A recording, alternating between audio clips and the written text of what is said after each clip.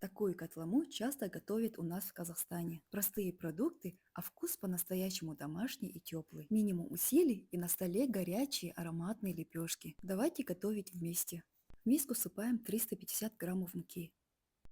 Добавляем 1 чайную ложку соли. Это примерно 5 грамма.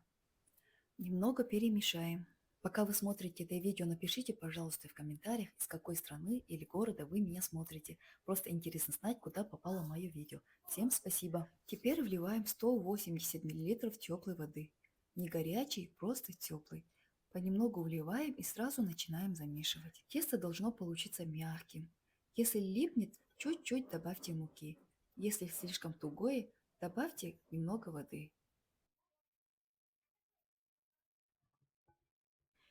Если у вас осталось немного сухой муки, как у меня, можно добавить немного воды. Добавляю еще 20 граммов. Когда тесто собралось в комок, вымешиваем его пару минут, буквально пока оно не станет гладким. Вот такое мягкое тесто у вас должно получиться. Накрываем и оставляем на 20 или 25 минут. Прошло немного времени, тесто стало мягким и податливым. Теперь делим его на 4 части и формируем шарики. Ориентируйтесь на размер своей сковороды. На большой– 2 куска. Если поменьше, делите на 3 или даже 5.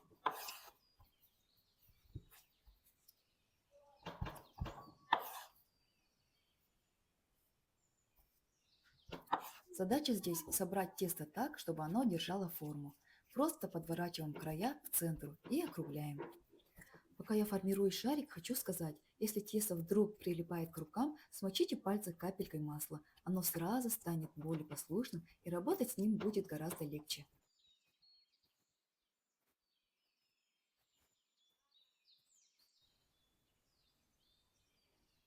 Теперь накрываем пленкой и убираем в сторонку минут на 10.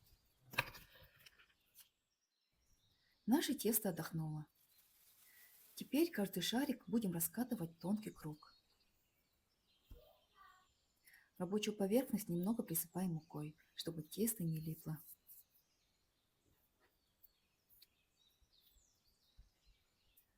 Когда раскатываете тесто, старайтесь двигаться от края к центру, так лепешка получается ровнее. Если тесто вдруг начинает тянуться назад и не хочет раскатываться, дайте ему минутку отдохнуть. Это нормально, особенно если мука разная. Отдохнет, станет намного легче. Берем немного растопленного сливочного масла. Можно также использовать маргарин или топленое масло, что у вас имеется дома. И распределяем по поверхности, как на видео. Масла у меня ушло около 50 граммов.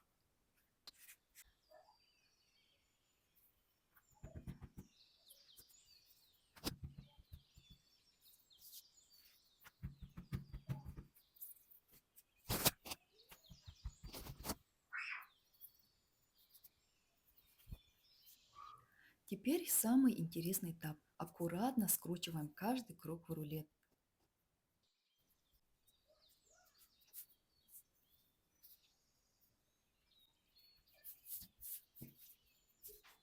Теперь этот рулет заворачиваем улиткой. Просто закручиваем по кругу.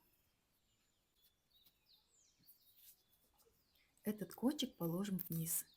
Также проделываем с остальными шариками.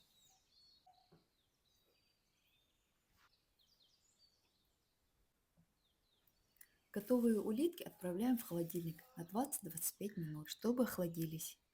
Достаем улитки и раскатываем их снова, уже в форму лепешки.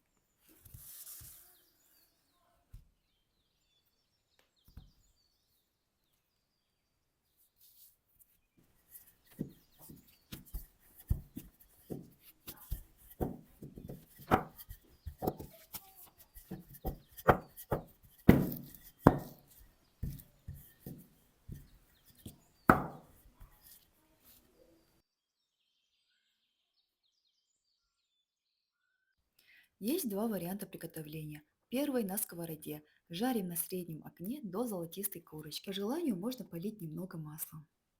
Второй вариант в духовке. Температура 180 или 90 градусов. Запекаем до румяности. Эти лепешки можно спокойно заморозить. Замораживайте улитками, а потом просто достаете, раскатываете и жарите. Все очень просто.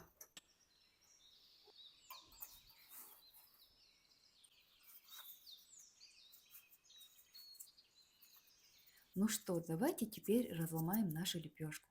Посмотрите, какая она внутри. Слоистая, мягкая, горячая. Вот ради этого стоит их приготовить. Если вам понравился рецепт, ставьте лайки, подписывайтесь на канал, чтобы не пропустить следующее видео. Пусть у вас дома всегда будет уют, мир и спокойствие. Пусть ваш стол никогда не пустеет. Спасибо вам за поддержку. До встречи в следующем видео. Иншаллах.